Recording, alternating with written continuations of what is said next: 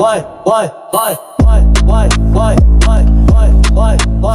to clear a time and date trouble condition on your paradox alarm system.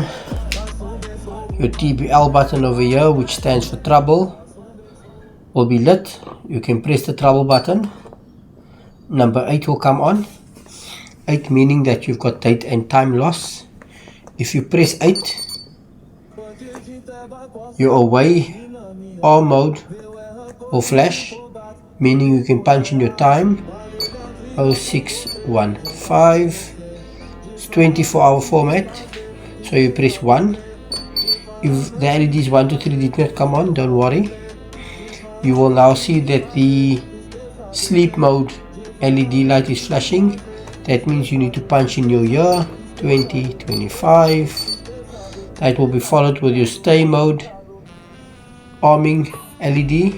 That means you must punch in your month, which is the 10th month, and then your off LED will flash, meaning you must punch in your day, which is the 1st 01. The LEDs will go off, meaning that you successfully entered your time and date. Trouble condition will also flash, showing you there's no trouble anymore. So you've successfully cleared your trouble conditions. You can go clear. The trouble light is no longer on, indicating that all troubles are cleared.